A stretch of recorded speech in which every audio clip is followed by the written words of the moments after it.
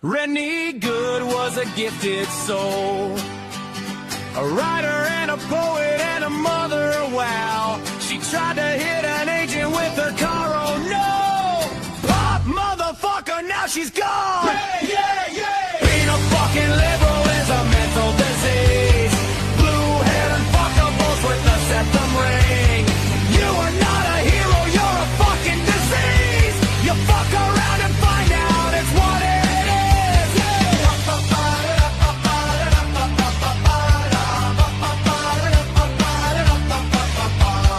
Jeffrey Pretty was a Jewish homo.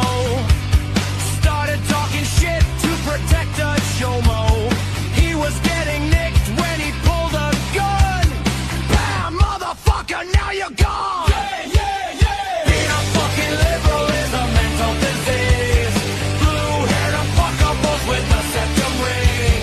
You are not a hero, you're a fucking disease. Fuck around and find out what that is.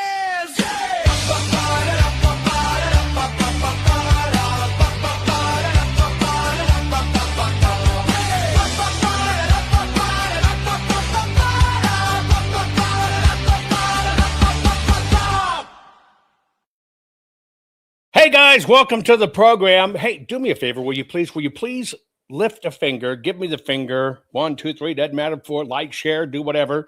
Share this program. We're going to do some biblical history. Yeah.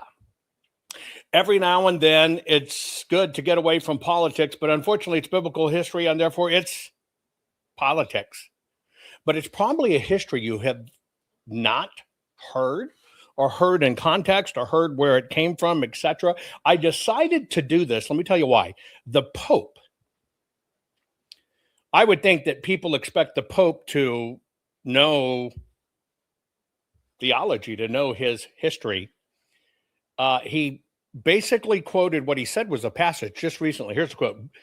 Jesus told us, is what he said, "Blessed are the peacemakers, but woe are those who manipulate religion in the very name of God for their own military, economic, or political gain, dragging that which is sacred into darkness and filth." Let me read that again. Jesus told us, "Blessed are the peacemakers, but woe to those who manipulate religion in the very name of God for their own military, economic, and political gain, dragging that which is sacred into darkness and filth." Only problem is it doesn't exist. Yeah. Wasn't Jesus who said it, and it doesn't exist.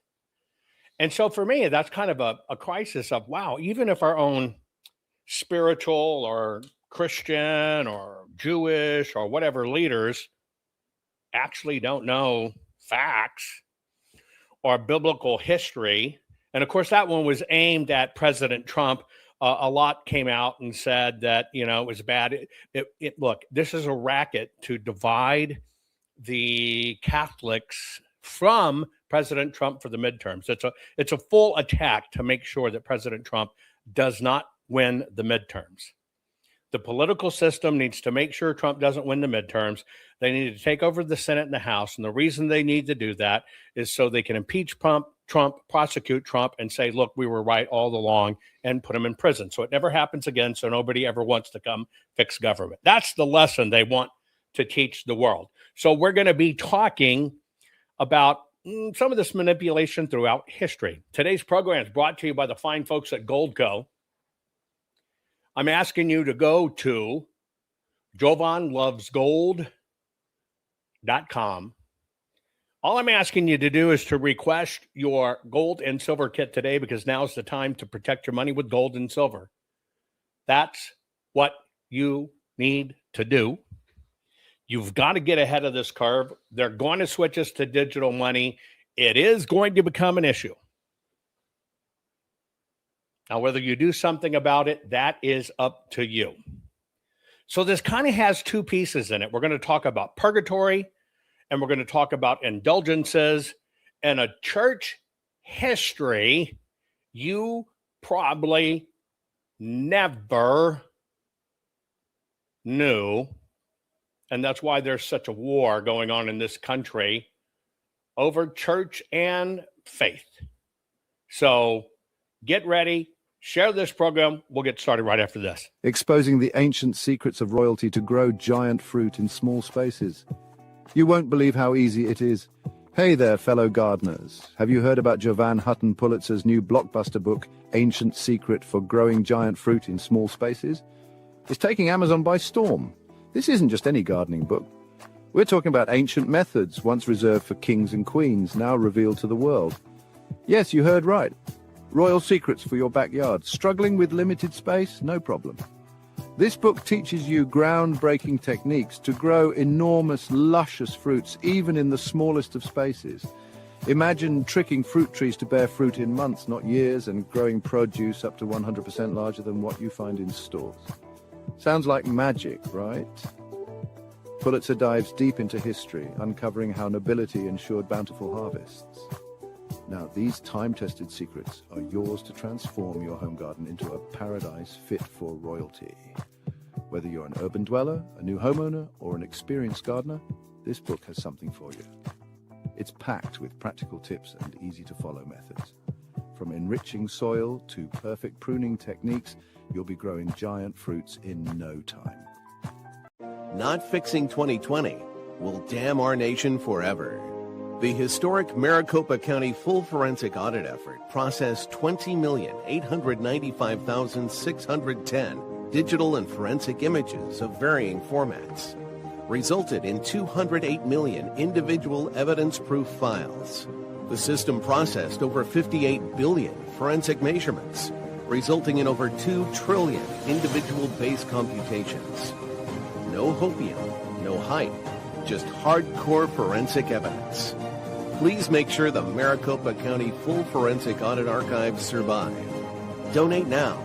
So if you want what happened in the 2020 election fixed, then please donate to protect and secure this historic evidence.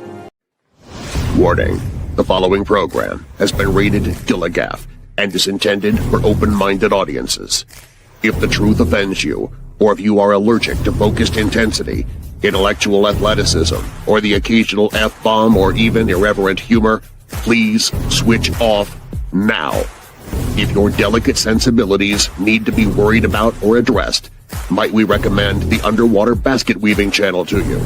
Otherwise, sit back, enjoy the wisdom, insight, and wicked sense of humor. Cut the crap. How many times a day do you want to say that to politicians, the elite, the loony liberals, the fake news media, and the gender-confused, emotional socialist snowflake crowd? Cut the crap is your secret weapon for fighting for our freedoms and our great republic. It all begins with a massive mental enema, freeing you from the toxic news and politically correct views, which constipate your consciousness with stinking thinking. Your host, Jovan Hutton Pulitzer. He's known for calling out politicians and telling them to cut the crap. You've seen him on virtually every television network and listened to him on Coast to Coast Radio. And now he's here to help you learn to fight for America. Culture, race, and American politics. They all have one thing in common. They all need to cut the crap. Now, here's your host, Jovan Hutton Pulitzer.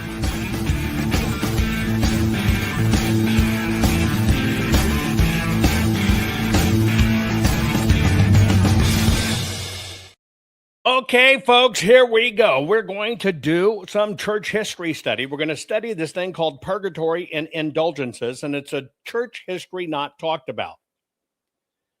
First, let me set a precedent. I could care less if you're a Catholic or a Baptist or a Lutheran or Episcopalian or a Jew or whatever the case may be. That is not what this program is about. This program is about how a lot of things throughout history have become intertwined and where political things have become their own face, or face things have become things that are political. So you take from this program what you want to take from this program. Got it? Now, secondly, anytime I do any kind of these historical things, I want you to understand faith. Your belief, your faith right, is what you have directly with God. Period. That's your direct connection. That is your faith. Get it straight. Religion is the man-made component of a professional organization around faith. See, where two or more are gathered in his name to discuss and to learn, that's church. That's all that church meant. Ecclesia, that's all it meant. And so religion comes from the organizing around that gathering, but structured, ruled, controlled, and managed. Okay? So I want to set these clear lines. I don't care what your faith is. And your faith's not important to this particular discussion. Got it? And then religion's man-made. It's the organization. It is the politics behind it. And by the way, if you knew your history, you understood that politics and religion were the same thing. Government and religion were the same thing together. So what we're going to do is we're just going to take a journey back in time to understand what is purgatory and what is indulgences. Now, why am I doing this? Recently, the Pope, they're doing a massive Catholic-based campaign to push back on President Trump. Catholic charities get a tremendous amount of money bringing in illegals, etc. So there's kind of this ongoing war between the Catholic Church, the organization, and President Trump's administration. And so they've been putting bishops and cardinals and stuff out on the road, kind of talking about President Trump. And I don't think churches should be political, and it shouldn't. But that's just the society we live in. Now, make no at all. Don't even think this is not connected. It's 100% connected, and it's connected to the midterms. We are in the midst of a violent war right now to do everything they can to turn the world and the people away from President Trump. But President Trump still winning, right? Gas price is going to start tumbling really quick, etc. So we're going to look at it. And what made me decide to look at this is, in fact, the Pope. And the Pope actually literally just said, here's the quote exactly. Jesus told us, "Blessed are the peacemakers, but woe to those who manipulate religion in the very name of God for their own military, economic, or political gain, dragging that which is sacred into darkness and filth." And it's not a quote. It's not in the Bible. It doesn't exist. It's not attributed to Jesus or anything like that. Just not at all. It does not exist. So my first thing was, hold on, real simple. I got to do something real quick. See, because I have a rule in my program, okay? And my program is, do not share your links for your stuff in my program. So here's what I did. I just deleted it. But when we got a mission, when you come back on my platform trying to get them to your platform, you're gone forever. You got it? Strike one. Period. Now, why don't I allow links? Because I don't have time to vet them. And you're watching my program, and anything that appears in my program better be congruent and better be fact. So don't post shit. Here's two. We got another one. Okay. That's two. I'm just going to say bye-bye forever. See ya. When they start spamming like that, gone. Okay. It's a war for eyeballs. And the system will rape as many eyeballs as they can get. Right? Don't do that. Wrong program. Wrong program. Bye-bye. Okay.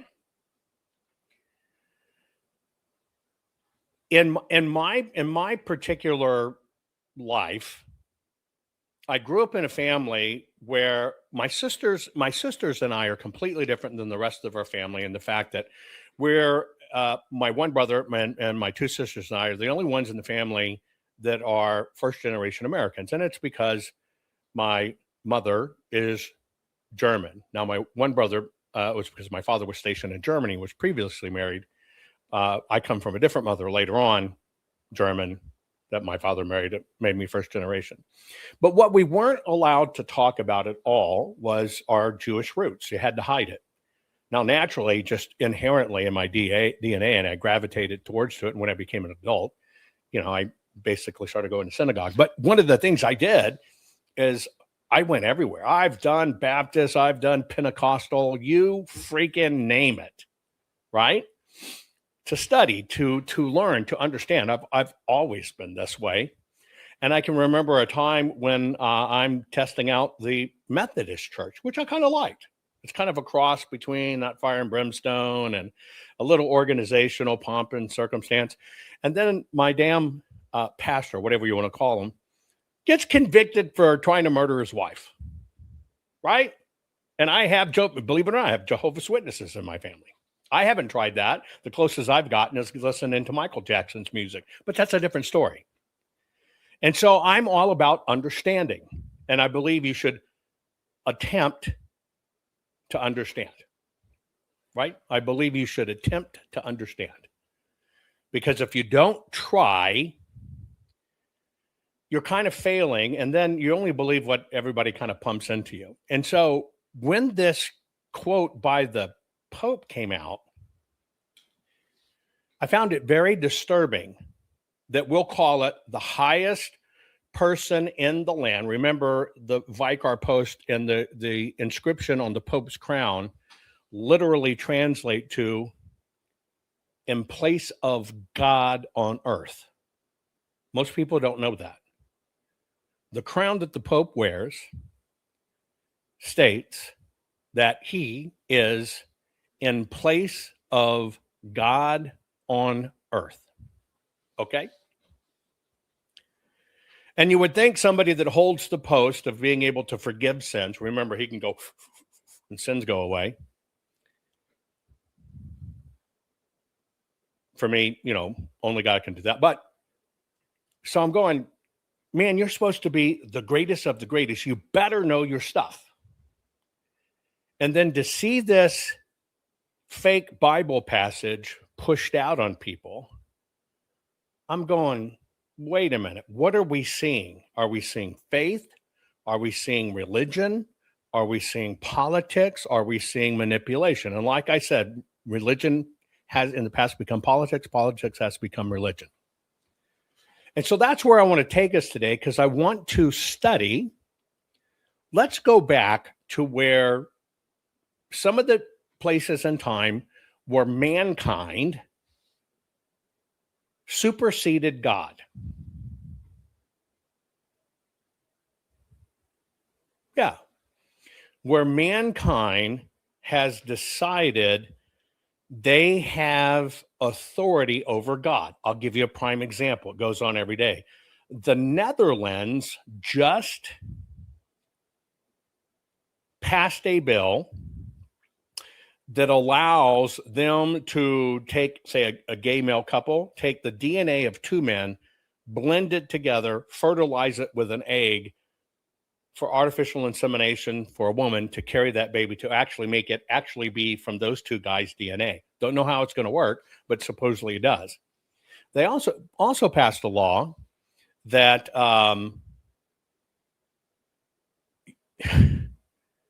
you can make a child with yourself. Yes, take your DNA, basically exclusive. Don't know how they do it. Fertilize the egg, and it's you, and you're having a child that was made by you, but specifically didn't need a woman. They say they can do it. I have no idea how they can do it, but the Netherlands just passed this. Now, when it comes to cutting penises off little boys or boobies off little girls and saying, now you're a boy, now you're a girl, and all this other stuff, this is like playing like you're God. And I think that stuff has got completely out of control. And so part of this is to look back in time. Where in time did organized religion supersede the boundaries of just natural and godly law? Right?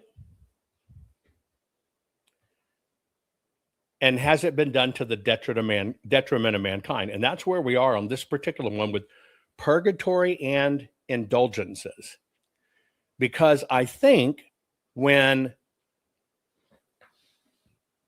science says they can do it, people believe it because they're God or science gods, or whether the church says they can do it, some people, their gods are church gods, and then you got the greenie meanies, or the environment gods. You can have a lot of different gods, right? Just like the trans have the trans god. And so first I want you to understand some of the meanings. The purgatory is kind of where it's an in-between hell. You die, you either go to heaven or hell. There was this thing that got created in between called purgatory. You've gone here first. It's kind of like a holding pen. You're suffering.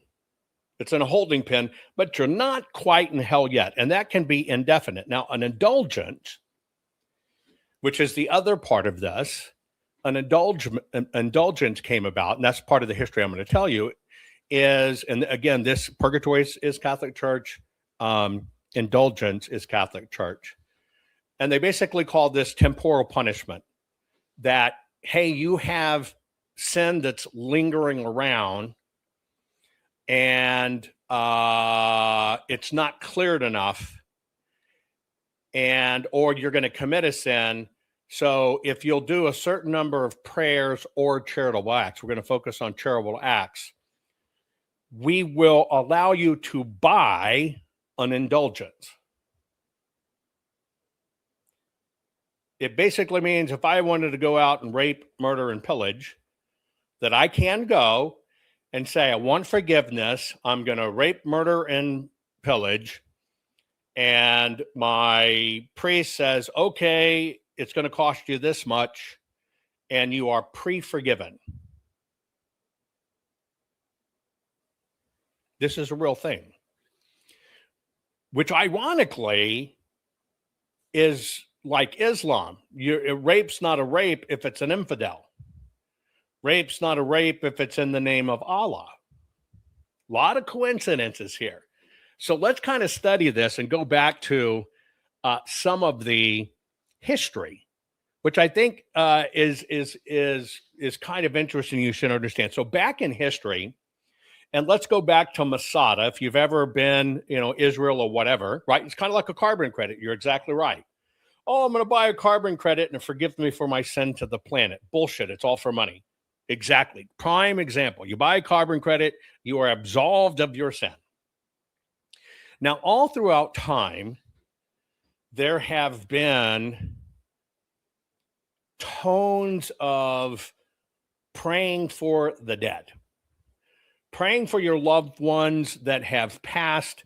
This goes back in Jewish tradition.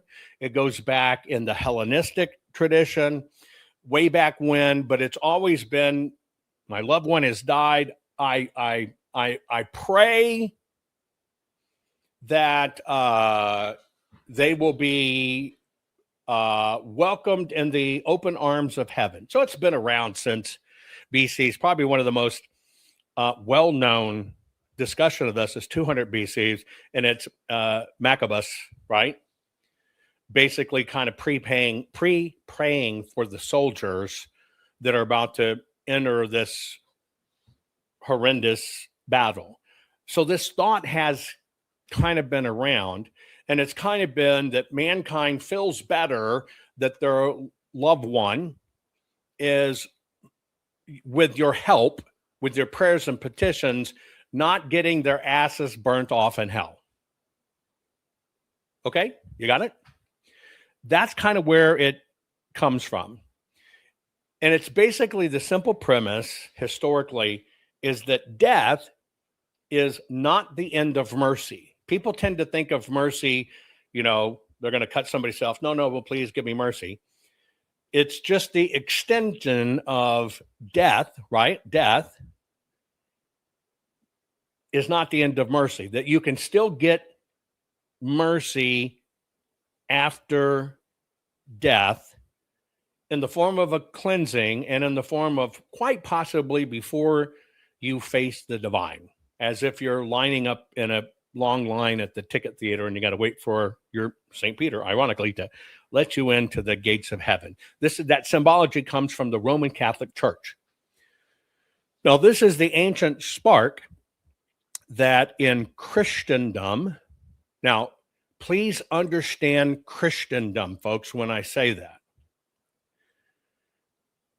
It doesn't matter if you're Anglican, Lutheran, Protestant, Church of Christ, Pentecostal, Baptist, first, second, third, fourth, the only, the best, the whatever, the united. Your Christian faith comes 100% from the Holy Roman Empire and the Romans. Period. I don't care what your Christian faith is. We're talking the start. And you need to understand that. So as I'm sharing this, we're only talking about the historical context of where all of this comes. So the historical context of all Christian faith begins with the Roman Catholics. Got it? Not saying you're Catholic, but that's it. Okay. Now, in early Christendom, as the church is becoming a thing, okay, this concept gets introduced, and it really took off during the Middle Ages, but the concept gets introduced that, well, maybe you don't go right to fire and brimstone and hell, and my departed family member or loved one is somewhere in between, and they're kind of in suspended animation or limbo, waiting for their time. And it was basically a mysterious middle ground, which became later known as purgatory. This is where purgatory comes to. And purgatory is a place where imperfect souls could be, they were there and they're headed down, not necessarily up.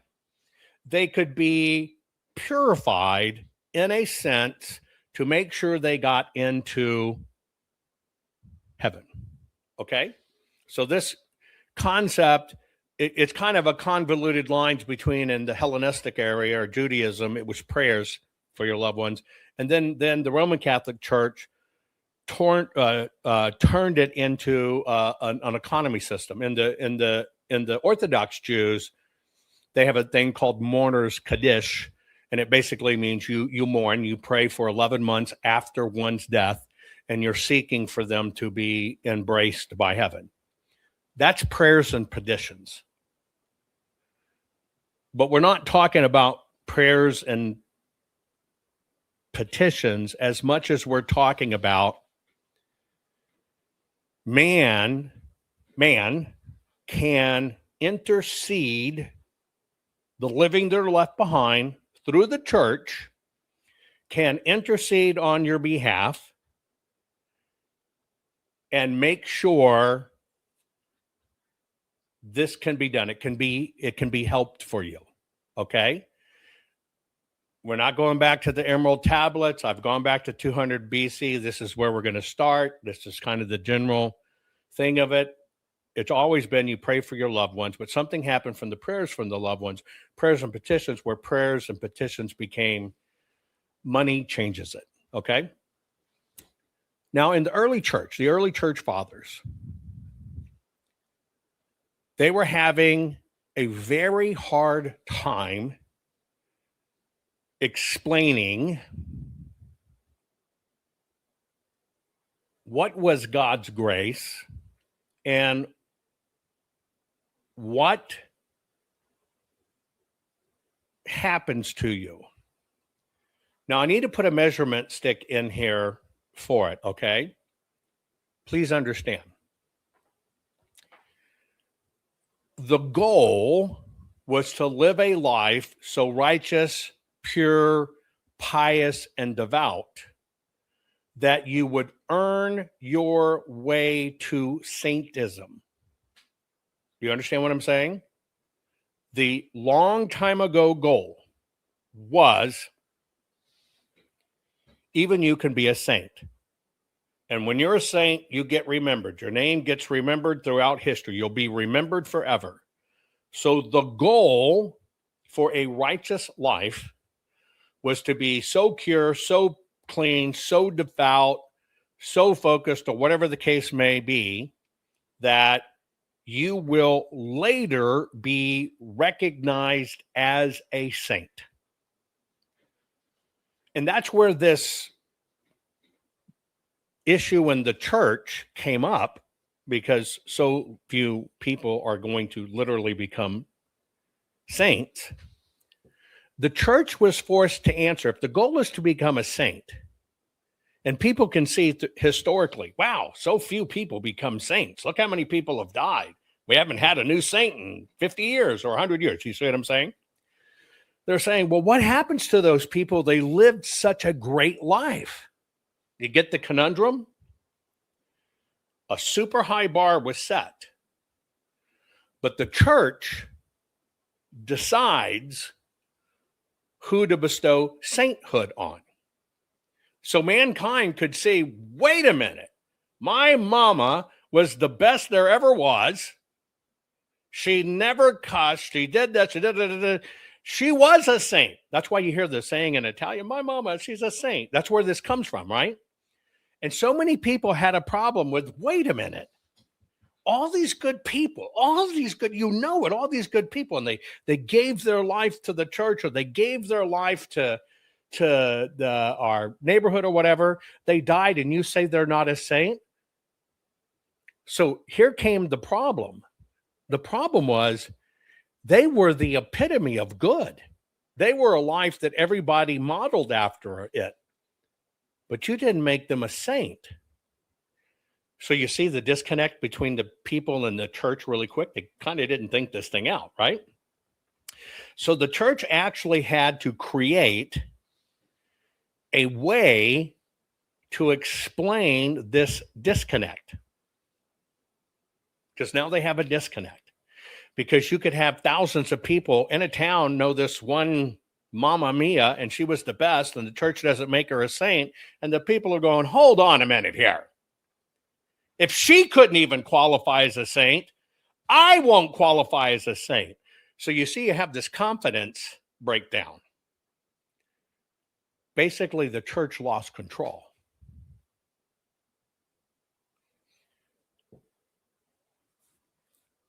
I want you to understand, becoming a saint was like being the rock star, movie star, politician, president, most published author, whatever of the time. It was the highest you could attain because you'd be remembered forever. People would pray to you. People would worship you. You got to understand, it was the highest bar set. It backfired.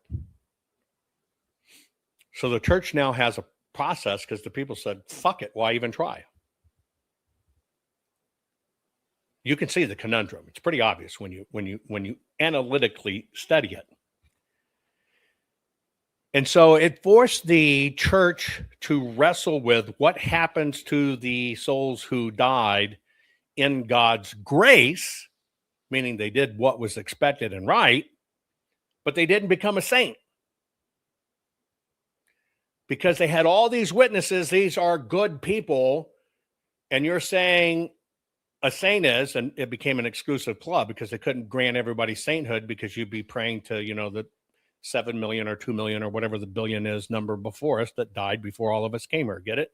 You couldn't remember the names of the saints, much less the numbers of the saints. And so they had to figure out a system. How can we deal with this? They had to make a business marketing decision. The marketing decision was got a problem. And this one is kind of hard to hide. And so Origen, Origen of Alexandria, basically came up with the concept. People say in the 3rd century that it's a brilliant concept. He basically literally created a concept called spiritual fire. Now, there's spiritual fire is not the punishing flames of hell, right? Not the punishing flames of hell. And so they had to say, well, where do these people go? Because they didn't make sainthood. That was the epitome. They're not standing at the right hand of God or Jesus or whatever the case may be. So where'd they go?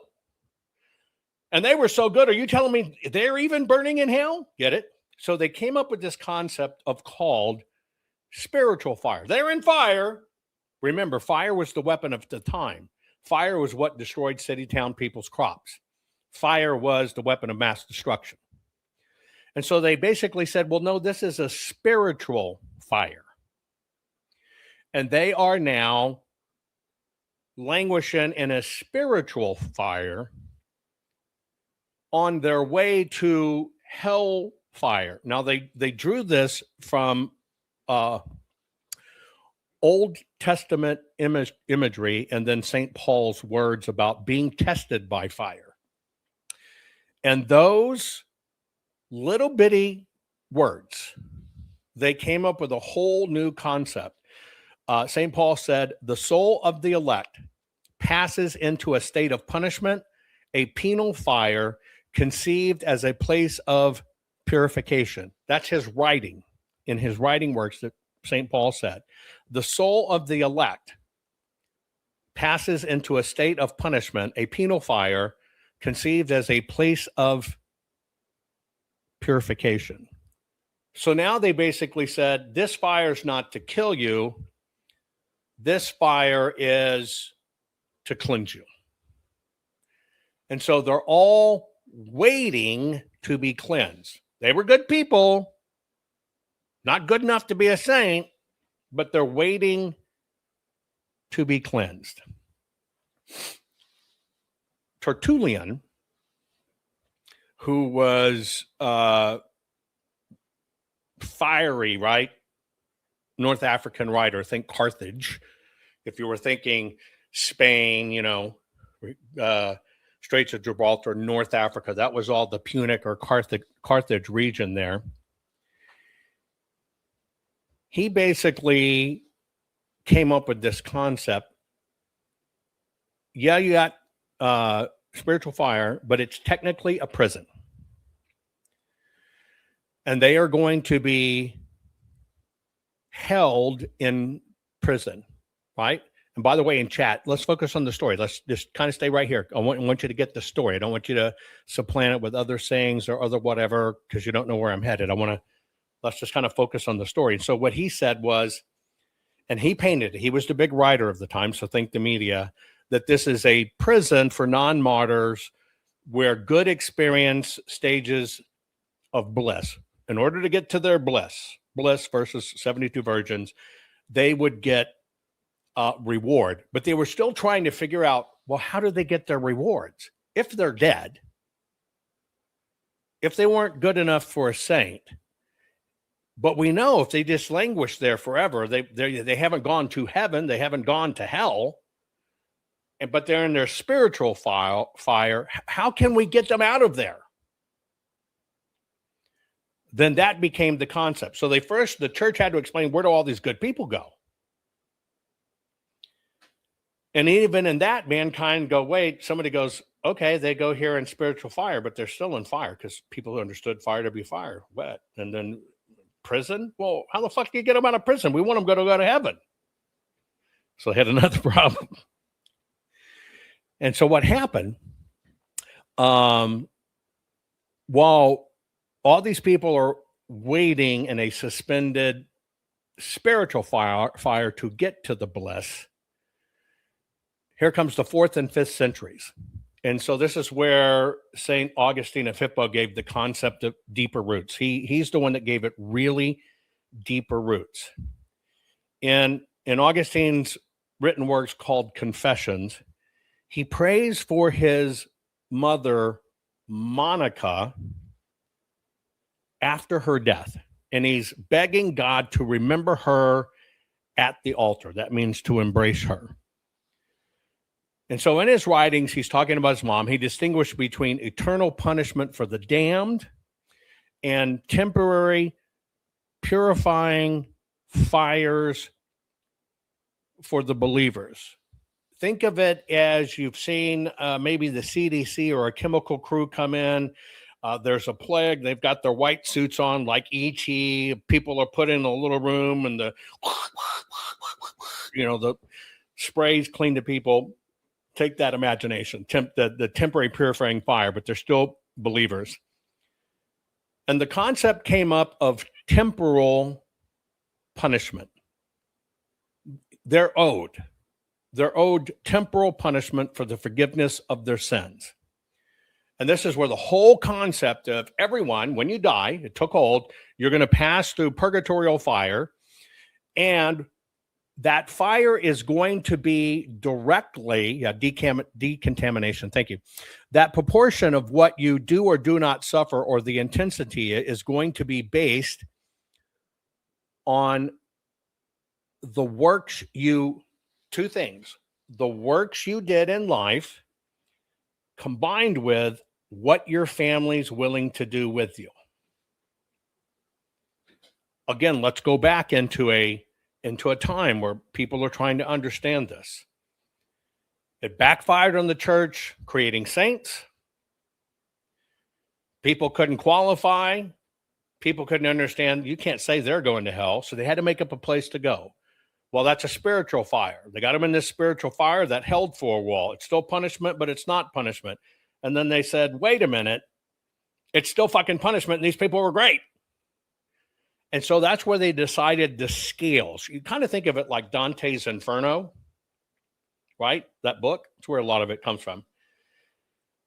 But the church instituted a really interesting thing. See, all these people kept on complaining, my mama, she was a saint. And they introduced the concept, well, part of the reason she's suffering is because of you. And the people go, what? My loved ones are suffering because of me. And they introduced the concept. It's not only about what that person did in life, it's what you're doing in life. And you're not doing enough to help your mom, guilt, you're right, bingo, to help your mom be quickly delivered and purified through the flames. So they put it back on the people. 100% a manufactured concept. By the way, the story only gets better and better and better. So stay with me. It's a very interesting story. So by the late 6th century, Pope Gregory, right? Gregory the Great. Why don't they have Gregory the Average or Gregory the Suck? Anyway, it's Gregory the Great. So Gregory the Great, okay? He's the rock star that took all of this mainstream. He published his work called Dialogues. And in it, he shared a very vivid story that he had a dream, he had a vision. Kind of like Candace. I know this is true, and Erica did it because it came to me in a dream. Anyway, he had a vision that there were souls appearing in fiery torments or gloomy places. And they were crying out. Now, the image he paints, get ready, it's a slight turn of hand. If you're truly caught in hell and you want to get to heaven, you're going, God, let me in. God, help me. God, save me. Think about it. With somebody in a crisis, somebody's going to kill them. God, help me. God, help me. They did one simple turn. And he said those people aren't crying out to God. They're crying out to you, humans, Rick, Paul, John, Mary, Elizabeth, Shiny Buff Shaft, Cheeky Mom, you've got to pray for me. You got to get everybody to pray for me so I can get out of this suffering. You get the little twist that happened there? They took it away from God. Now, all of the suffering people caught in this limbo, they said they're not crying out to God, they're crying out to you, and you're failing them. So people go, oh my God. And this is what happened. Okay? So this entire concept of their suffering, yes, they were great, but it's your fault, through Gregory the Great, became institutionalized. And they told people, you're not hearing them cry out from purgatory, but we can hear all of these millions of people crying out for you. You're not blessed. You're not special. You can't hear them, but we can. And they're saying, you got to pray. You've got to petition for them. You got to do things to get them out. You got to buy them out of there.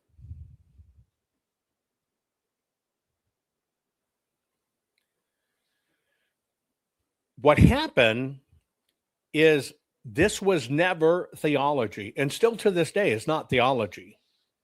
It's in theological teachings, but if you're thinking of the root of it, is it theology that did it, right? No, it was man-made, created.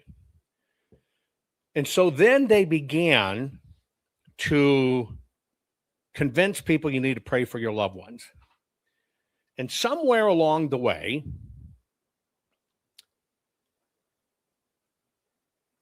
people started saying, well, can you get my mom out faster? Anything you do, we've prayed a lot. Got a lot of people praying for her. Can you get her out faster? And it became a pastoral tool. And of course, the pastor will just call it that. Priest would say, I don't know, I see what to do. Maybe you should do, maybe if you were a little more helpful for the church.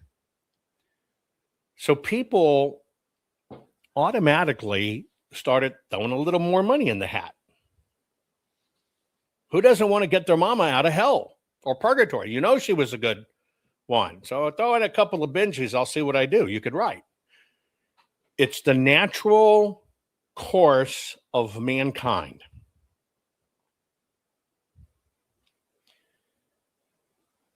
Well, the bishopdom, the cardinaldom, the priestdom, whatever, started kind of reporting back that, wow, people are willing to do more for us to help their families get out of purgatory. What do we do?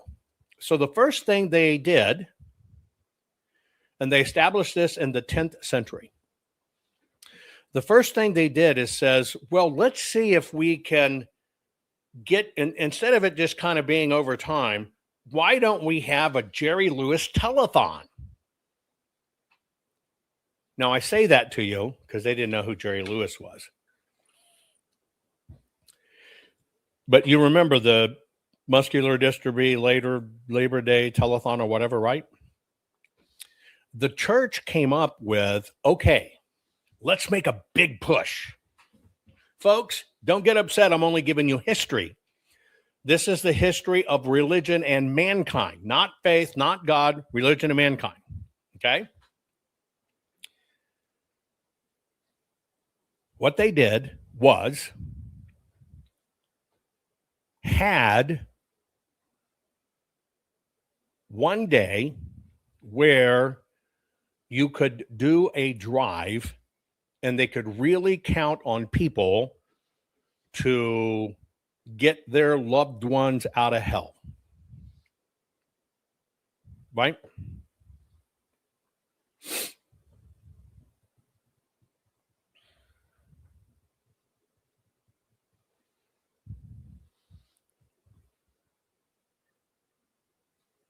And so they created the day for mankind to fulfill what they're not doing for their families.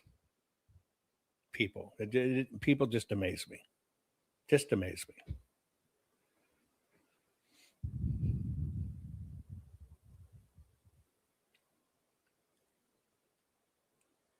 And so they created a day for mankind, right?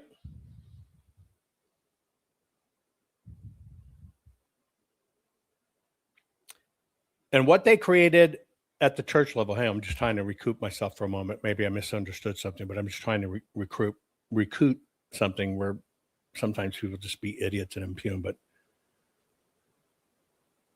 they created this day. And that day became All Souls Day, established in the 10th century.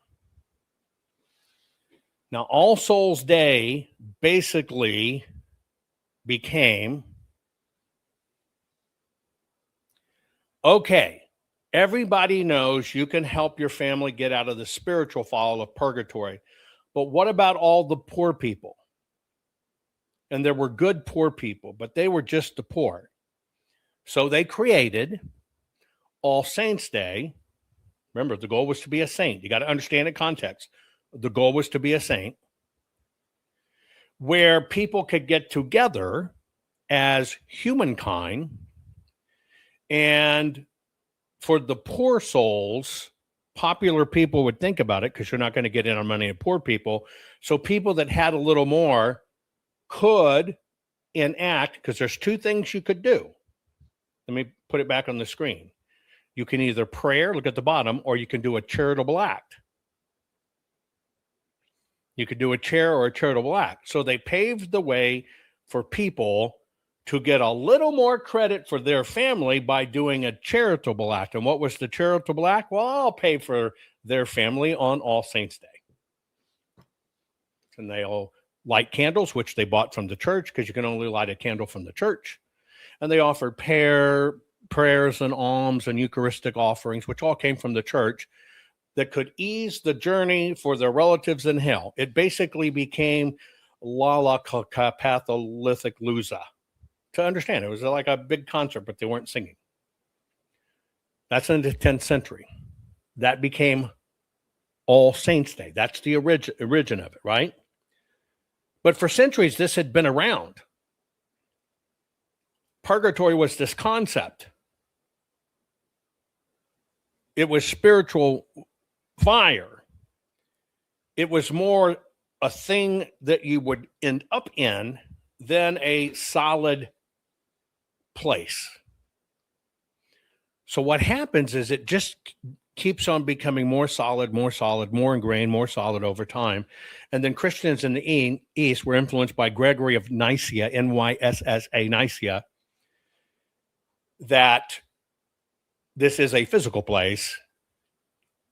It doesn't really have graphic torments like the less, but it tied into trying to make it a little more gentler, kinder, built on the feudal system. And what was the feudal system?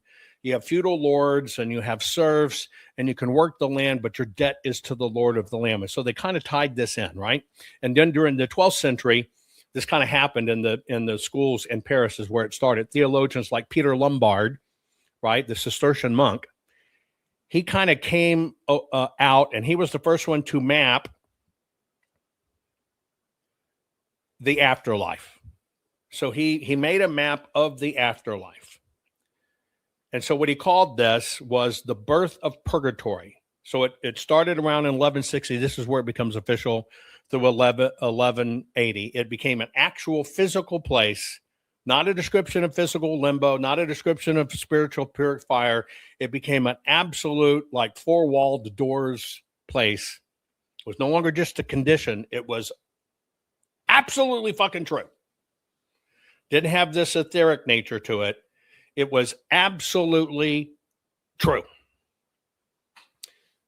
And that's where the place of cleansing first appeared. Since it made it in a distinct realm, and artists would start drawing it, right? People could understand it more. And so that's where you have what was the third kingdom. The third kingdom. You had heaven, you had hell, and now in art and in literature and everything else, you had the third kingdom, which was mountains and valleys and all the purifying flames. And what did it mean? Work your ass off at the time trying to walk up those steep mountains, walk through those valleys, because they were walking everywhere. And that's how it became a physical place. And everything kind of shifted. And this is what became in the feudal society's time, that what you focus on is penance and contracts and hierarchy. So you got to understand what happened. The institution set. They can see people, the church can drive it. And as they're trying to explain why everybody doesn't make to a saint, an opportunity got created. Well, we'll just have hierarchy, and you're going to have a contract, and you're going to pay penance. All where this comes from, paying penance, paying penance. Think of it as what? Tax, paying penance. Everything happened. And at the same time that this happened and mankind could understand it, 12th century, an interesting thing started happening. Of course, everybody wanted to be saintly. Remember, to be a saint is to be a rock star. There was God, Pope, saints, right? Kings were down here. Church was above kings. So everybody wanted to be considered godly. Think of it as the social signaling at the time. Social signaling. Think of that. Social signaling. So what happened is, as word spread of this, it became a thing. Kind of like an internet challenge, an Instagram challenge, right? And what happened? Knights, kings, monks, even common sinners started talking about, I've had this vision. Everybody started having visions. And in their visions, they would go, oh my God, I was being tormented. I was being tormented. I was being tormented.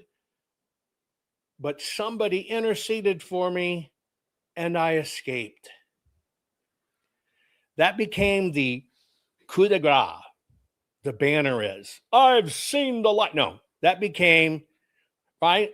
Just like you have some pastors today, I was dead clinically for 30 minutes. They pronounced me dead. We're taking me to the morgue and I popped back up. There are priests out there today, pastors in churches that do that. Anyway, so all of a sudden, all classes of people begin to have visions. And in visions, they could see themselves in this burning purgatory hell place, all these levels, suffering the horrible suffering, and somebody interceded on their behalf. And they got out, right? And so what happened is, in the medieval mind, this now brought God's justice is perfect, because now everybody can have justice. Everybody can have justice. See, the first disconnect was you need to be a saint. So many people could never get there, of course. And so it became, well, I'm never going to get there. Fuck you. I'm not even going to try. You understand what I'm saying? And so as the church is going through this multi-100-year morph, they finally got to the point that God's justice is perfect, but the only thing greater than God is his mercy. And it became about mercy. And it created this concept that a soul's never lost, nor is a soul instantly glorified. You got to understand this concept. It's not, fuck it, the burns are gone. Got to forget that, move on. Wasn't that. And it wasn't, oh, they're a saint. They introduced, get ready for this, you'll understand when I say it, a time hack. And it basically said, God's justice is perfect, but the only thing greater is his mercy. And you're not instantly judged or lost, and you're not instantly perfect. It takes time. And all of a sudden, people understood, oh shit, you mean I should have been paying for this for the last 30 years of my life and my kids and stuff because my mom still should be there? She could still be there. It wasn't that one time of putting a coin in the basket. No, it takes time. You said you'd say an extra prayer for me. I threw a few little ducats. I even gave you my favorite chicken, and that didn't do it? No, it takes time, my son.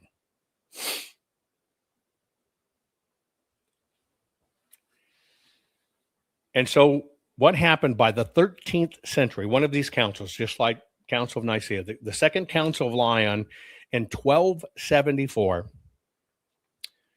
the bishops, remember the Bible was decided by the bishops, 400 and some odd men or 600 men that decide this is it. The same bishops basically came up with the following. And this is how it moved into, yes, I got Artistic 12 for $20 to move up the list. Ken Wampanoag, can I get $50 to move you up the list? Move you up the list. Yeah, that kind of thing. We'll shorten your time frame. In France, what is now France, at the Second Council of Lyons, okay? In 1274, the bishops declared, if those who are truly repentant die, listen to the words, ready? If those who are repentant, meaning they want to repent, they don't want to have sins, if those that are repentant that die, they added two words there. Listen, if those who are truly repentant die in charity, meaning you've been giving the whole time. You couldn't be repentant and die. You couldn't be observant and die. You had to be repentant in charity, meaning given to the church continually. If they died before they had done sufficient enough penance, this is where they sold the entire feudal system, penance. If those who are truly repentant die in charity before they have done sufficient enough penance, their souls are cleansed after death in purgatorial punishments. This is what it was. This is where it became the fact law of the land. Right? Now they made it official. You can do all this great shit, but you died before you had a chance to do enough great shit.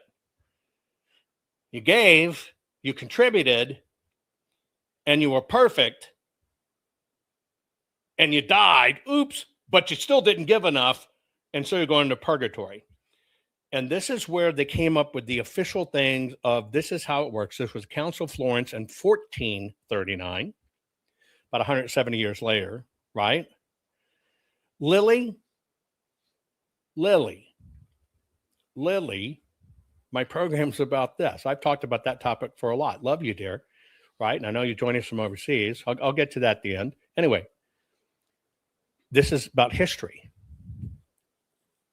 And so what happens, the Council of Florence officially codified in 1439 what was called East-West Unity, the whole process, right? The whole process of what's called cleanse after death by purgatorial penalties, okay? It basically said purgatory is not a second chance for salvation because you were already saved.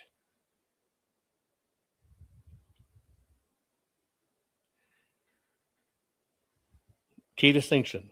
Purgatory is not because they could say, well, but I'm saved. I've done this. I've done whatever, right? Right?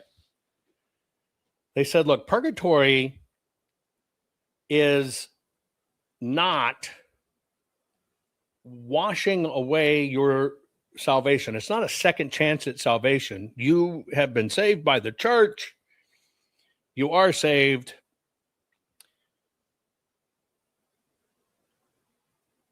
But in life,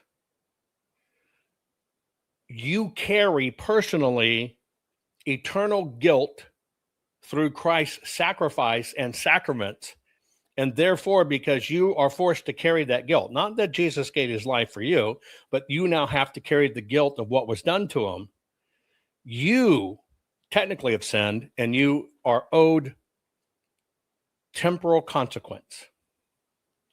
And the way they sold this concept is just like gold is purified by fire, 1 Corinthians 5:31.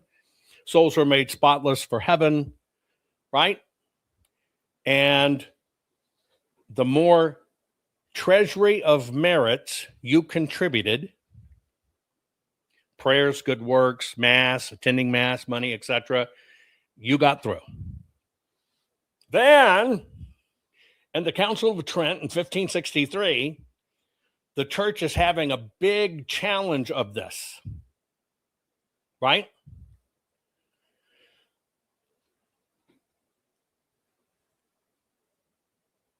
Some in the congregation, if you want to call it that, right? There was pushbacks.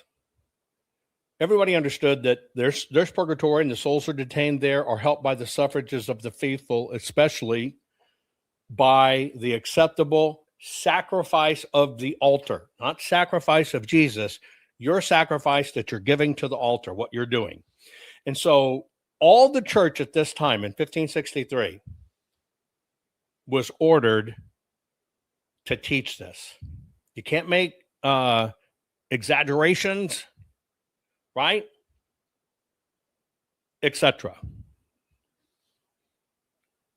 And it basically became the establishing place. Now you can see how all of this happened. Now let's talk about the corruption. You've got the history of how it occurred, how many years it occurred over, etc., right? We get to the Reformation. The Reformation is basically saying, and this is where the Reformation comes from, this is horseshit. Anybody who's logical can see this is horseshit. Now you understand why the Reformation came about. So let me share for you the accelerant that fostered the Reformation. Most people have no idea. Why was there a Reformation? What was the going on? Well, what happened is it basically, the church started selling the keys to the kingdom. This purgatory thing had become their single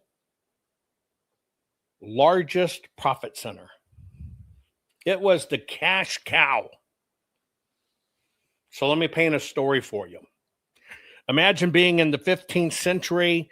You're in what would be an ancient German town, kind of a hooded figure, right? You kind of he climbs onto a wooden platform, right? And when he gets up on his platform, he removes his hood, and he opens this massive iron chest. And all of a sudden, these banners drop down. They flutter in the wind, and they all have the papal seal. It said, "It's the machines." No, I'm kidding. All of a sudden, you see this. So all the peasants, all the merchants, all the widows, they're there with their coins. And here comes this traveling preacher.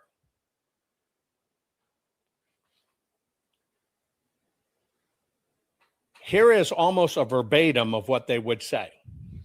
So he's on a grandstand in the center of town. And because it's the Pope, like you've seen any medieval one, you see the pomp and circumstance and you see the flags and it's got the papal seal and stuff. This person pulls up and they would begin to give a sermon like this. Did you hear the screams of your dead father? Did you hear the screams of your dead mother? They're writhing in the flames of purgatory.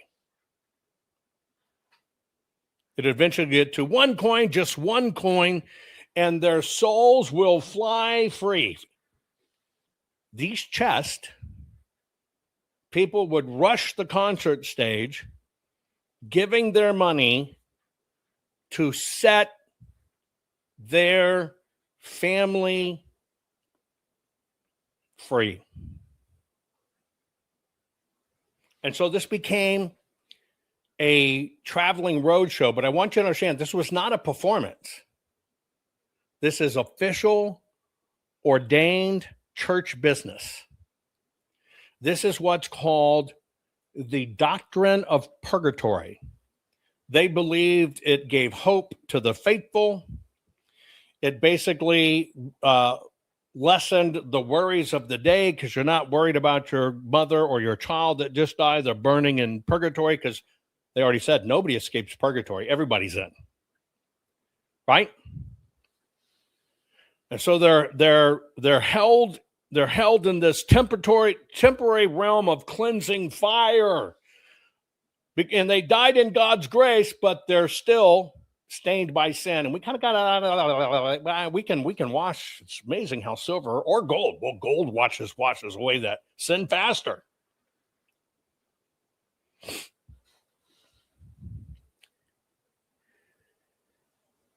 And it actually became one of the most audacious and backfiring financial schemes to ever hit the Middle Ages.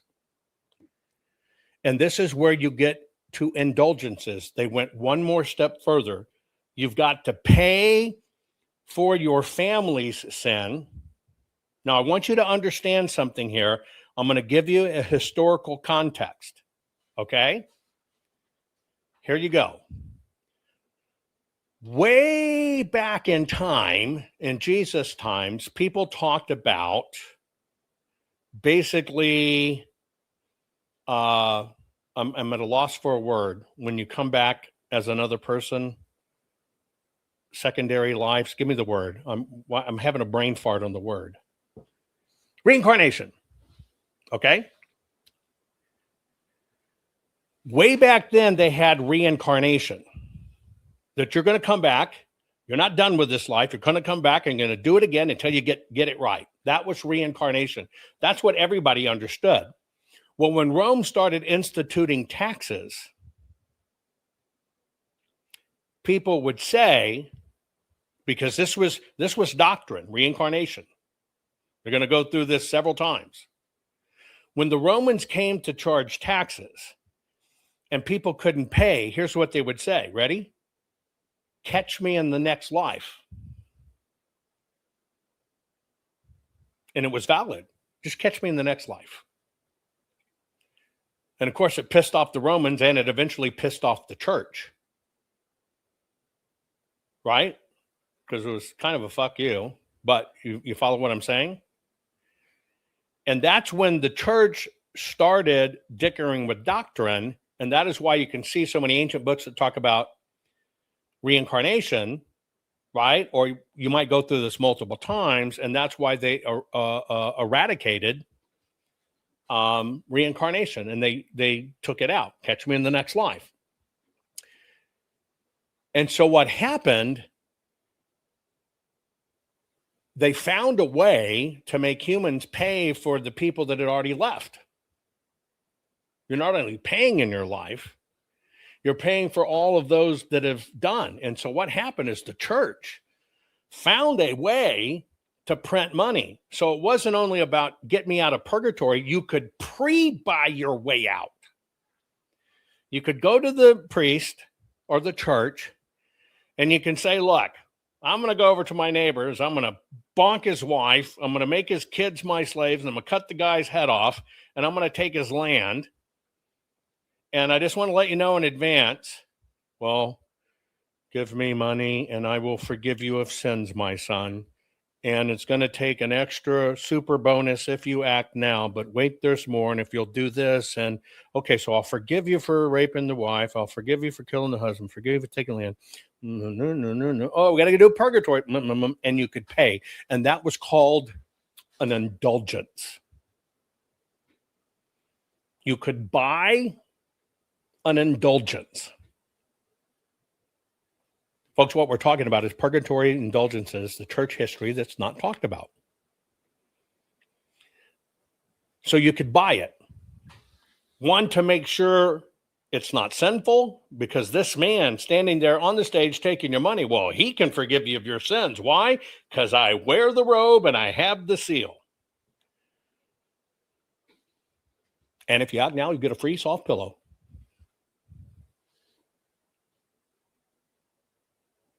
The church positions it. We're not giving you forgiveness. we're just selling you time shortening. Very interesting twist.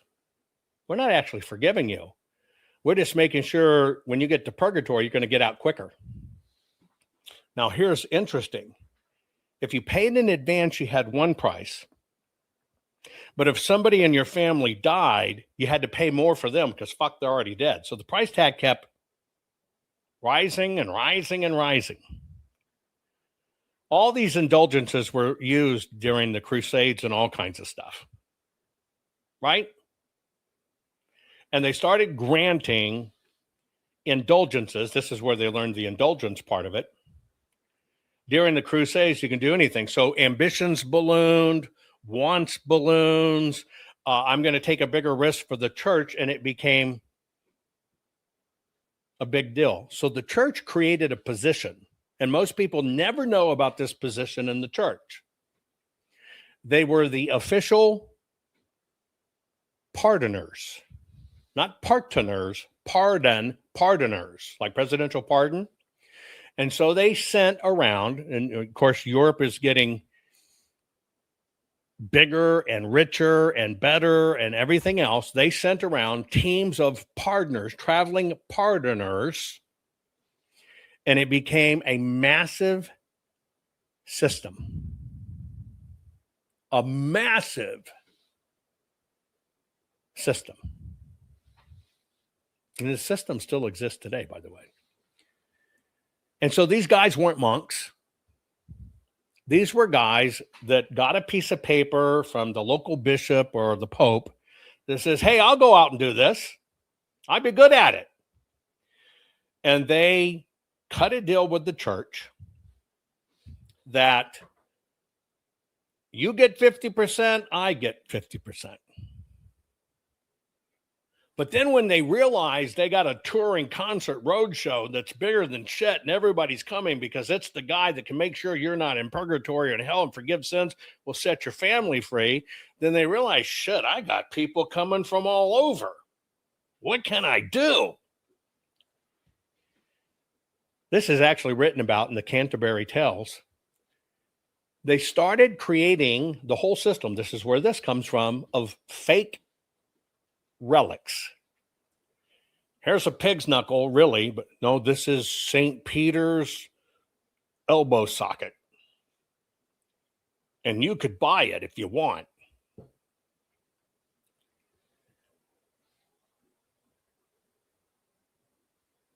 And that's where that business came out. So all of a sudden we get out of hell free purgatory cards for you and your family. Do it right. You're going to pay more for the ones already dead. Hey, you might as well do your now because you don't want your family to pay more, as if anybody remembered it. Right? And what they would do is somebody would come and I'm going to rape my neighbor's 3-year-old because I'm going to create something in the future called LGBTQ, but you know, right? Okay. 10 shillings. And here's your piece of paper that proves I did this. And so people could buy repentance, indulgences for future sins they were going to commit. Adultery, theft, murder, etc. Poor people, just like the fucking lottery, would give their entire savings because they were scared to death because they didn't have money. You got to understand the conundrum it cut. People that had money were assured to go to heaven. White privilege. Bullshit. You get it? But the poor go, I can't finish it. And what we're talking about is Christendom. And I said at the very beginning of the program, it comes through multiple traditions, Judaism, etc., esoteric Judaism. I'm speaking of the words indulgences and indulgences, right? And purgatory. It's a specific lesson I'm bringing all the way through history, not confusing anything else. But if you go back to the beginning, I'll go back to 200 BC.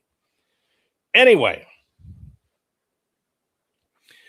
then the people in class warfare go, well, they're going to get to heaven. I'm not going to get to heaven. So it freaked out poor people. And so poor people would give everything, right? I just said at the beginning of my program, because it's my program, there are parallels. But thank you.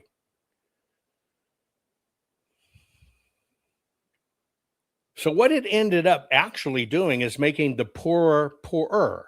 The poor became poorer over it because they wanted to make sure I'm not going to have any fucking thing in life, and I suffer every goddamn day, and I just can't do enough because I can't buy my family out. I can't buy this out. I can't do this out. I can't buy for my future sense. And so they would basically give over everything.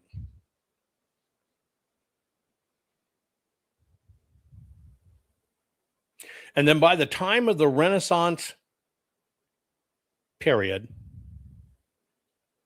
it had moved all the way up to Vatican and popes. They knew it went on because they got tons of money from it.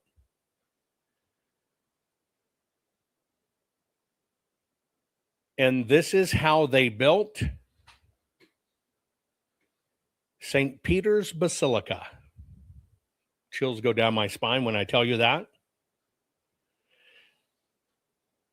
The single largest cash grab ever done, right at the Pope level. They used the money to buy palaces. They used the money to finance wars. They used the money to buy art.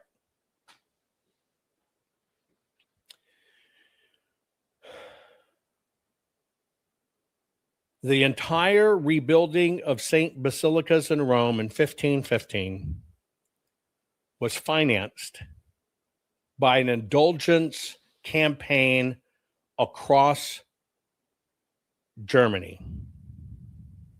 Now, why did they do Germany? The reason they did Germany is because it wasn't just about Pope Leo X. He had made a deal with Albert of Brandenburg. Albert of Brandenburg, just 27 at the time, had bribed his way into favors, right? And so what happened is the church basically sold him what's called a sacred position. It's kind of like buying sainthood. Now, they realize people pay for this shit. Jeez. La, la, la, la, la, la, la, la, Pulitzer. And we're talking at staggering price tags. And so this archbishop, I gotta do a price. Hang on one second. I want to do a price comparison.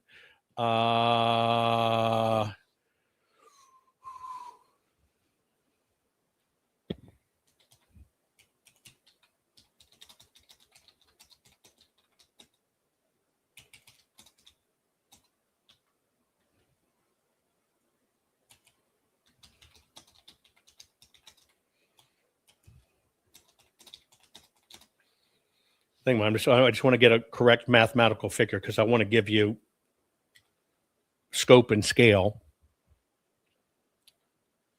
$50 million in today's money.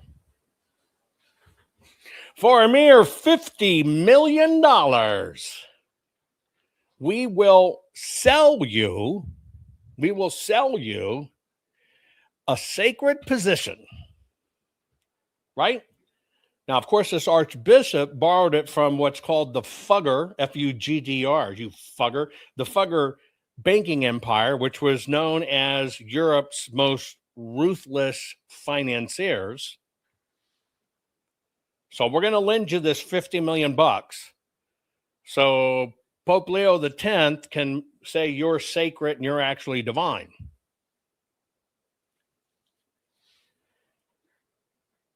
And so it became a pyramid scheme. The Pope's going to say you, Archbishop of Brandenburg, Albert of Brandenburg, are actually divine, which you're going to pay $50 million for. Then the Pope and the church and you as a divine person sanctioned by the church because you now have a sacred position, you're going to go all across your country and you're going to do the biggest roadshow of the biggest roadshow of the biggest roadshow. 50% goes to the Pope. 50% goes to you and the Fuggers, you split it. It was the pyramid scheme of the Holy See. True story. I'm just giving you history. Right? I'm giving you history. So let me tell you a little bit about one of the people that rose as the rock stars of this time. Now, this was a Dominican friar. His name was Jovan, Johannn Tetzel, Tetzel. He was charismatic. He was theatrical. He was shameless.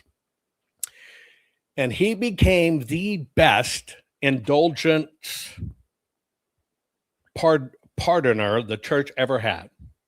When he rolled into town, this was the guy you wanted to see. They rolled out the streets for this guy because it was said, not only is he a pardoner, because remember, other pardoners were just salesmen. He was a better pardoner. And why was he a better pardoner? Because he was a Dominican monk. So he was a pardoner that was close to God. Some people would question the others, but if this, I got the papal seal, but it's a papal seal and a monk. Get it? And so they'd come into the town, they'd plant this big, massive arms with papal seal and cross in the square, and he would do sermons. Get ready. This is where an art was perfected.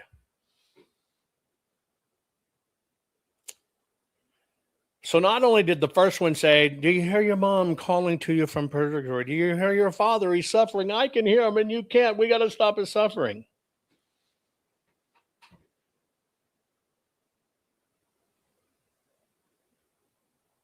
He's the one that invented howling and screaming and agony on stage. And would have his little parade of people, and they would all go to writhing around on stage.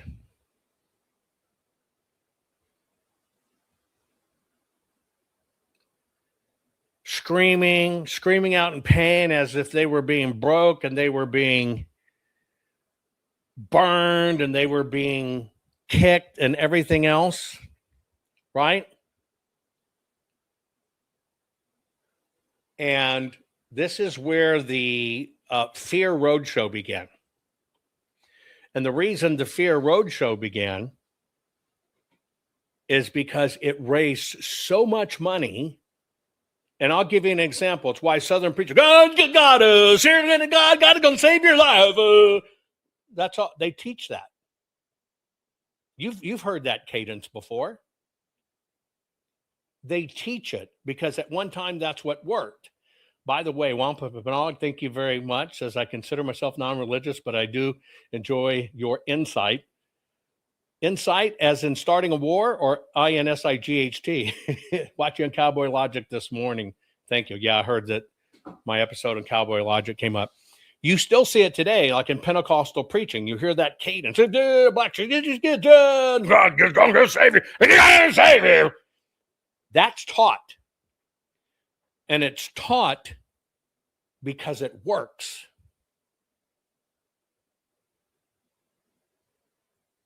It's taught because it has worked throughout time. So this guy became the master of psychological terror on stage.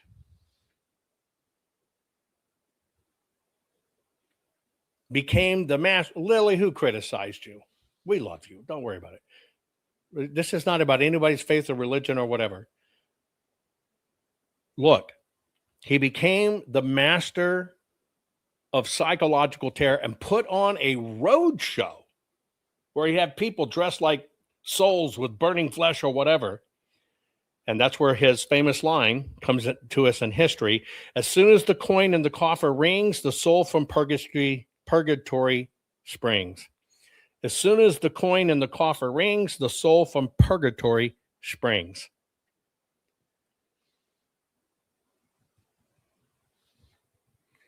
This guy became huge. Huge. One nobleman or knight came to see him one time and bought one of his indulgences.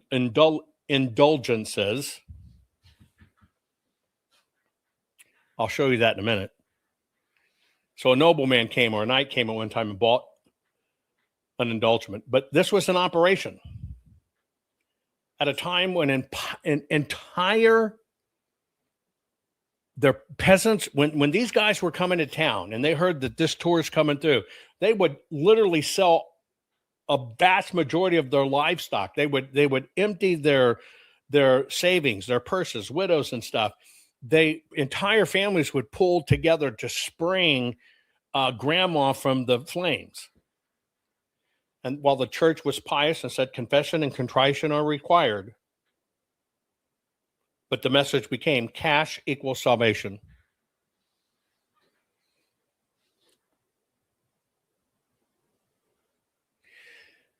It actually literally became kind of its own spiritual stock market. One German prince basically tallied his relic collection, all the shit that he bought from these guys, and how much years he would get for each one because he was so worried about in hell. And he basically tallied it up and mocked, well, I saved millions of years off my purgatory time.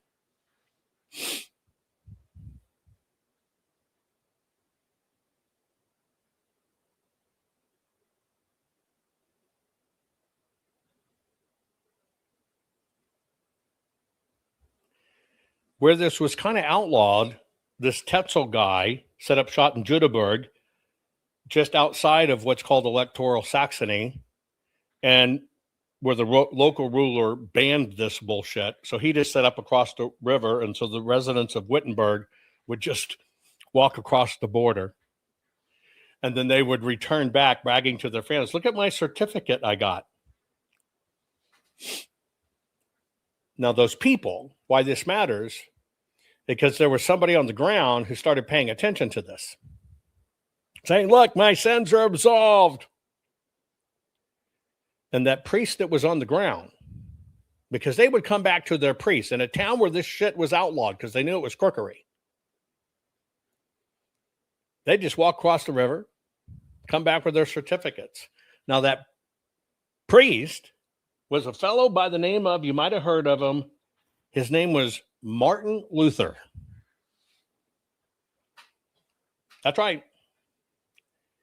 He was an Augustinian monk. He was a university professor.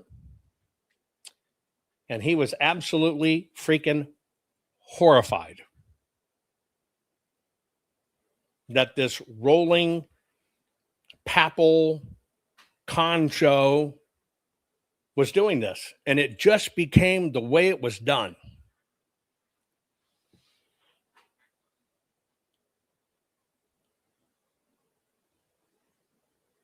He had seen that they were using psychological warfare on citizens. He'd seen both sides of it.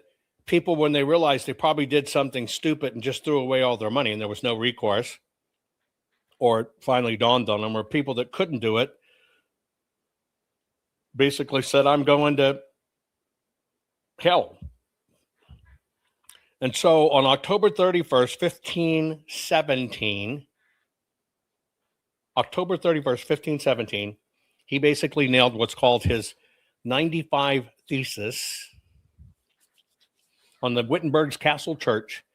And he started basically an academic challenge. And that academic challenge, calling out the system, basically saying, if you don't know how they do it to you, you don't know how to push back on it. He basically taught this. And he told people, you got to get educated on how this shit works. You got to get educated on what's going on. I don't know how anybody can have a thumb down to this because I'm just giving you history. This is not a religious lesson. This is history. And he basically, in his thesis 27, said, Purgatory is an abuse. He didn't say it wasn't there. He basically said they're just abusing it. And the church pushed back, and this Thesil guy published his own thesis, although it was written by a ghostwriter, right?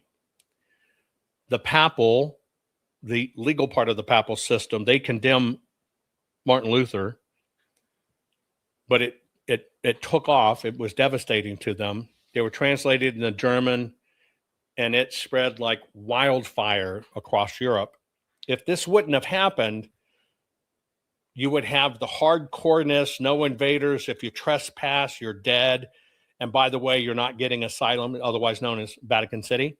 All of that would have been there, right? He's the one that kind of stopped that. And when people woke up,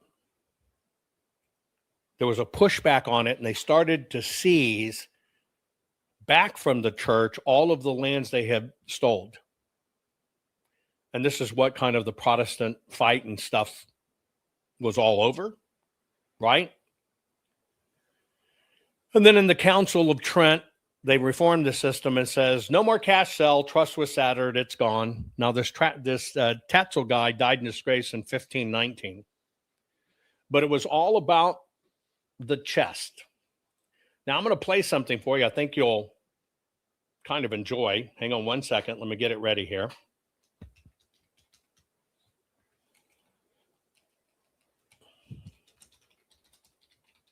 When I do these, I'm only giving you history. I tell you right at the beginning of my broadcast, I beg for people to stay focused because we've lost focus in society, right? I beg people to stay focused. I mean, a lot of people can't stay focused. I also beg people that, again, you got to understand how the system does it to you in order to push back on it. And this is the only formula historically that has ever worked. You got to understand this. This is the only formula in history that has ever worked in pushing back the system.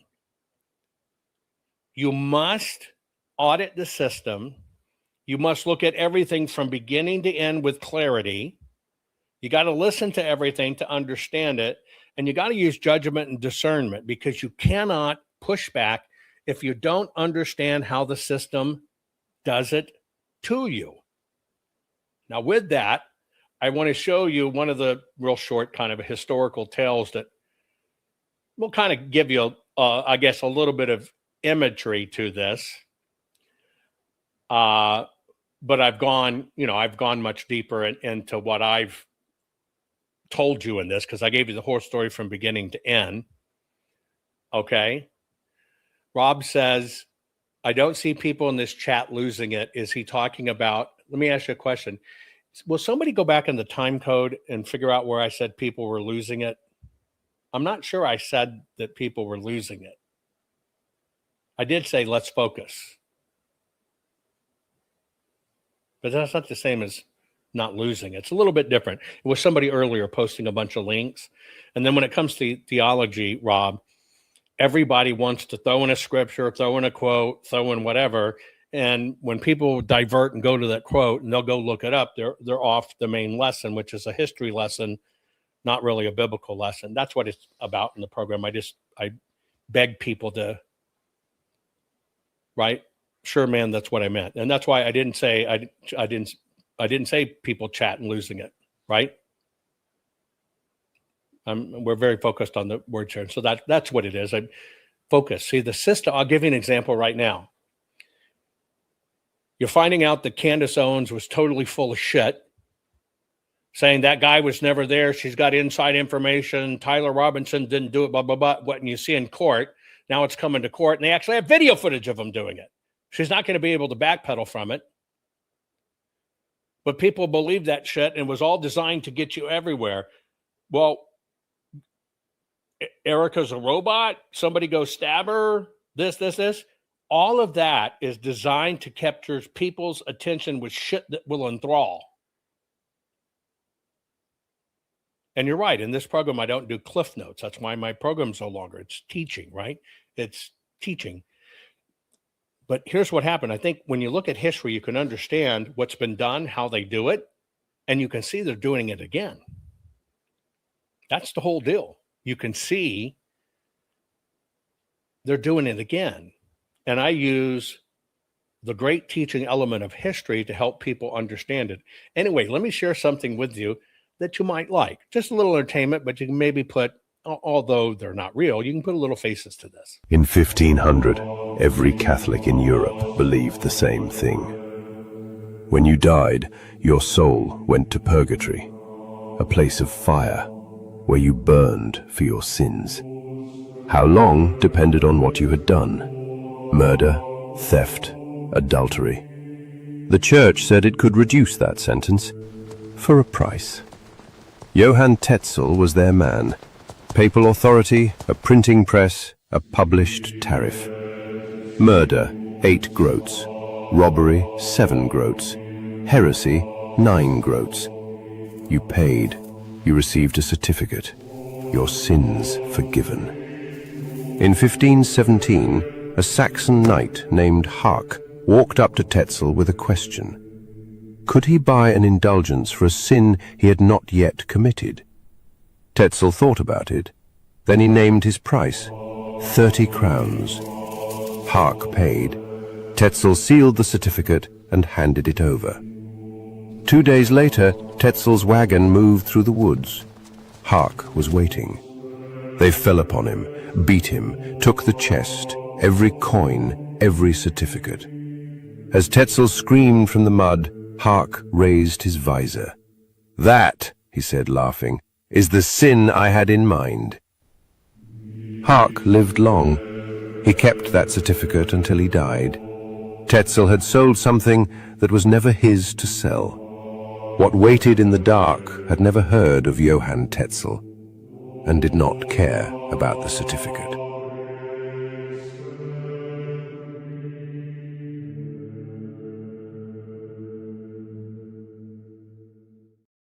They did a good job retelling that story. A groat, by the way, don't confuse it with a Middle Eastern goat. That's a virgin. This is a groat. In medieval times, a groat is a piece of silver, and in value, they range from $250 in today's time, $215 to about $1,600. So now you know some history that might help you kind of even understand what the hell even the Reformation was, but also might help you understand where did even this concept of purgatory and indulgences come from. And by the way, some history says that did happen. Some history says they're not sure. The video I just showed you, they tend to lean it probably did happen, right? But who knows? But it's good. It's just a good teaching tool anyway. And this is why I go back, never confuse God with what is man-made. Currently, in our nation and in the world, they'll sell be on the right side of history. It's the righteous thing to do. It's the honorable thing to do. Trans rights, you don't care. It's all bullshit. That's all man-made shit. This battle with Candace and shit, man-made shit. All these little battles they give us, Alex Jones, president's not fit. He's throwing the election on. It's bullshit. It's theater. It's crap. And people are addicted to crap. People are addicted to, well, they're really hiding the UFOs. But you know what? That's not what matters. You know what matters?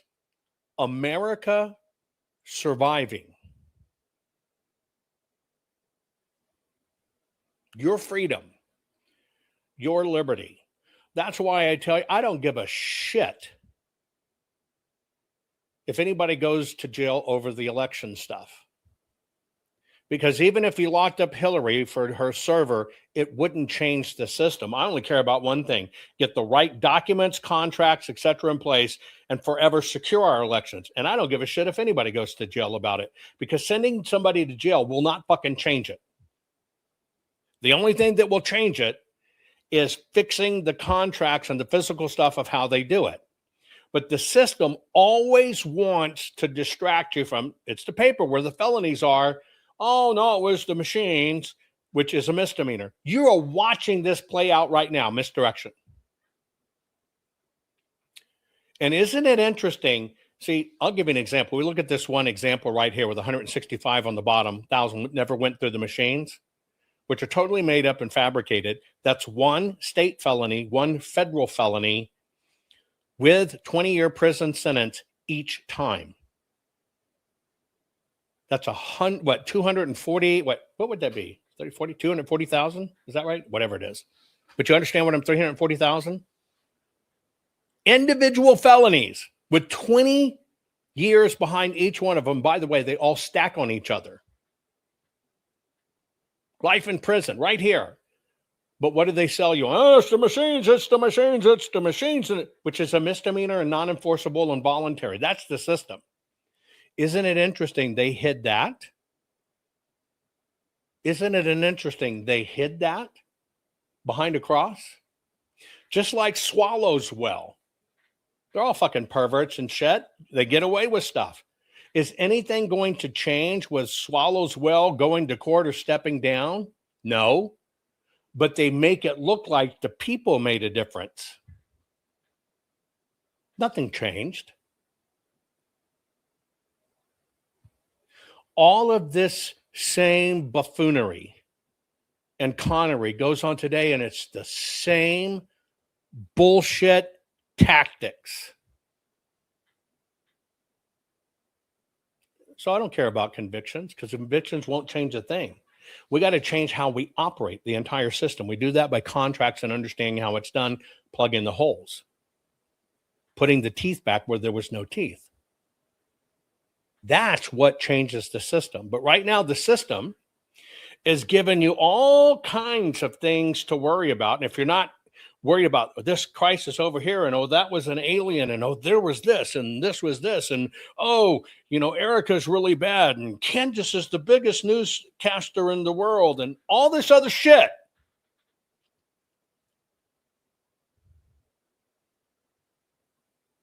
To keep you away from the simplest truth of all. We either survive or we fall. And the only thing that decides surviving or following is our elections. That's it. Nothing else matters. Nothing else matters. All of this little trivia bullshit doesn't matter, because it all goes back to elected officials who got elected in office, most of them by criminal means. But they'll let you fight the little fires because they know you will focus on the wrong things. And so all this distraction, I'm amazed that Candace, let's just look at the numbers. I'm amazed that she has millions of followers. She told you, I got inside information. I've studied this more than ever and whatever. And that kid wasn't even there. And I'm willing to testify for him and this. And it's a con. Now that they did really good. They held back footage. They held it back. They knew what was coming. And you find out they got video footage of them the whole fucking time. Will you see her numbers go down? Because people are that weak. You can't even go back and unfollow these people that conned you. You just move on to the next thing. But I like her. She's cute.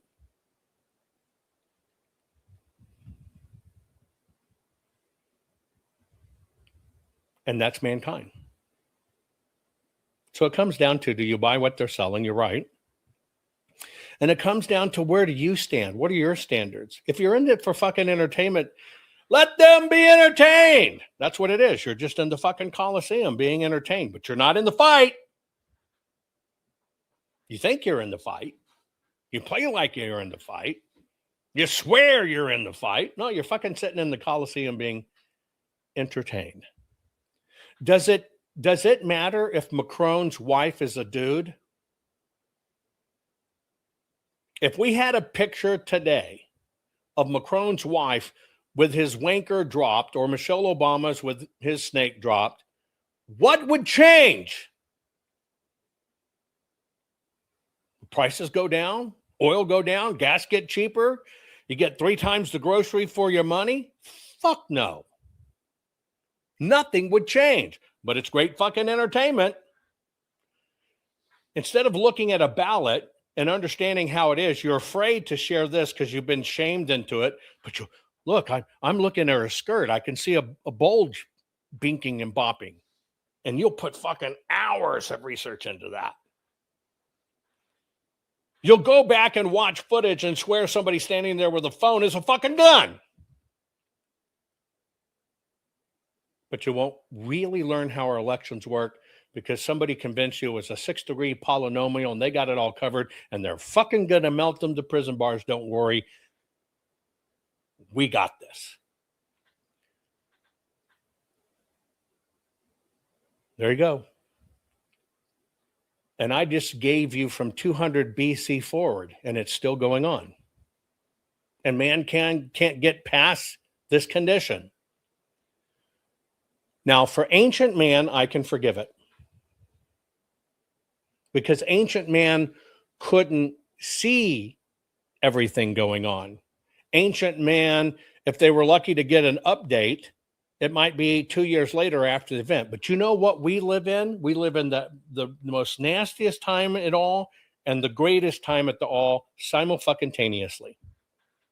And at a time when we can actually see this happen in real time and we can do our own research and everybody possesses powerful fucking computers to do it right there. More power in this, 2,000 times more power in this of what sent the man to the moon. Oh, wait a minute. What's the fraud? It's a fake. We really didn't go to the moon. I want to focus on that. It's flat. Why ain't the water spilling off the earth instead of understanding the power you have in your hand? And we live in the greatest time ever. Ever. But we have the old baggage of failing to act, being able to be sold, being able to be promoted, judging people on their looks. Like this person because they say Jesus a lot, hate this person because they're a Jew. I wore red tennis shoes. Doesn't raise a lot. It's all a fucking con. Because the one thing we've proven throughout time, we're resilient, but we've proven we fucking like being servants and slaves. For me, I can't accept it. When I look at people following Candace and I see who really follows and do it, now what I think is, what a shame, a great mind lost following that shit. Because it's a measurement. It's a measurement of who you are willing to put your name on. It's not about following folks.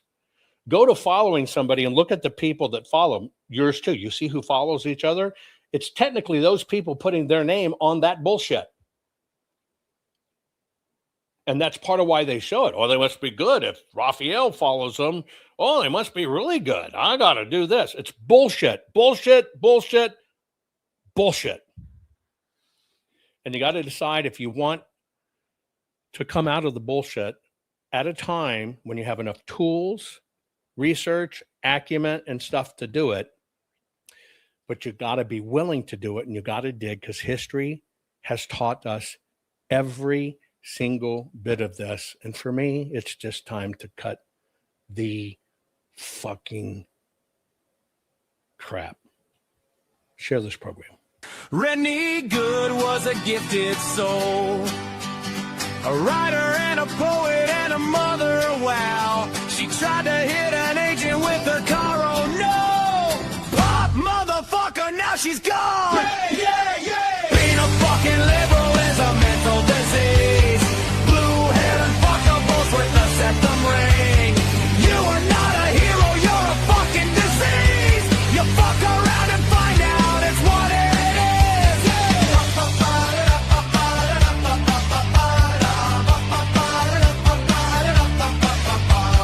Jeffrey Pretty was a Jewish homo.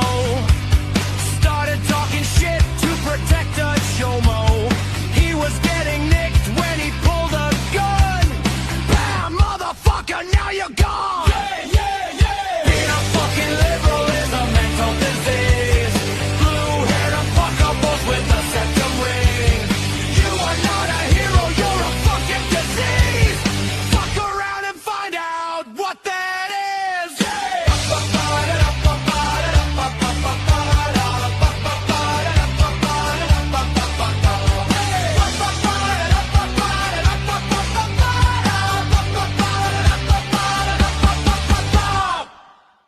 In 1500, Every Catholic in Europe believed the same thing. When you died, your soul went to Purgatory, a place of fire where you burned for your sins.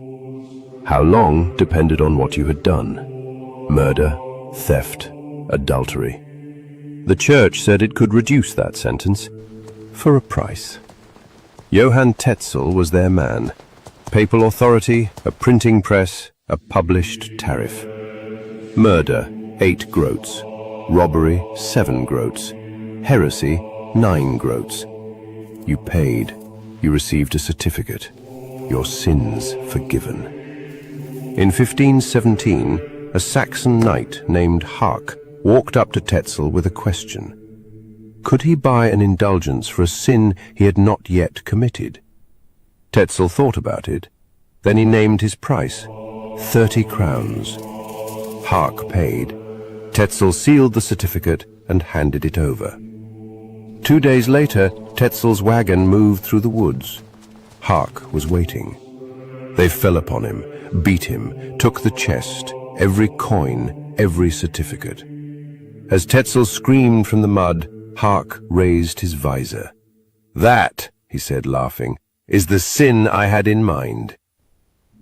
Hark lived long. He kept that certificate until he died. Tetzel had sold something that was never his to sell. What waited in the dark had never heard of Johann Tetzel and did not care about the certificate. Not fixing 2020 will damn our nation forever. The historic Maricopa County full forensic audit effort processed 20,895,610 digital and forensic images of varying formats, resulted in 208 million individual evidence-proof files. The system processed over 58 billion forensic measurements, resulting in over 2 trillion individual base computations. No hopium, no hype, just hardcore forensic evidence. Please make sure the Maricopa County Full Forensic Audit Archives survive. Donate now. So if you want what happened in the 2020 election fixed, then please donate to protect and secure this historic evidence.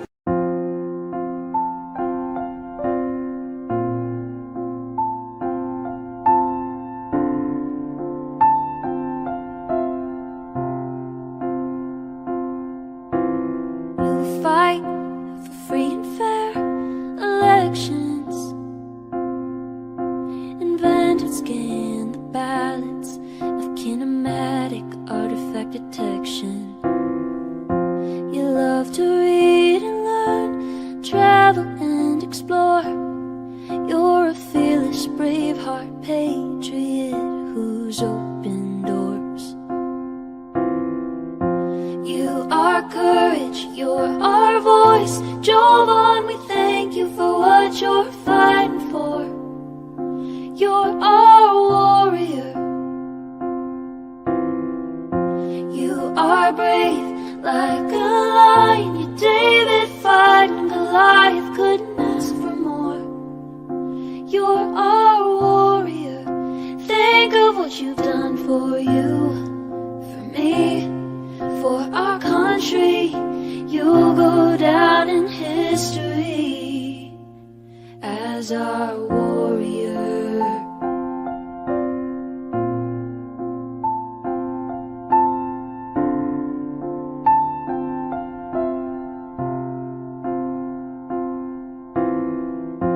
You lead by God and always do what's right. In the battle for our nation, you lead the fight. We pray for your safety, the armor of God to protect you from all of us. Here's a thank you for all that you do. You are courage, you're our voice. Jovan, we thank you for what you're fighting for. You're our warrior. You are brave like a lion. You're David fighting Goliath, couldn't ask for more. You're our warrior.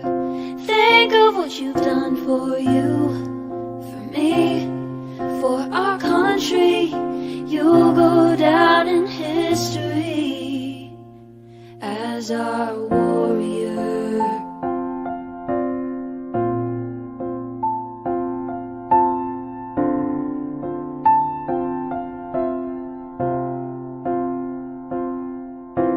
Jovan, you're a hero we stand behind. We're inspired by the fire inside your eyes. American proud, we know you'll fight till your dying day, and we'll always stand behind you through everything. You are courage, you're our voice. Jovan, we thank you for what you're fighting for. You're our warrior. You are brave like a lion. You're David fighting Goliath, couldn't ask for more. You're our warrior. Think of what you've done for you, for me, for our country. You'll go down in history as our warrior.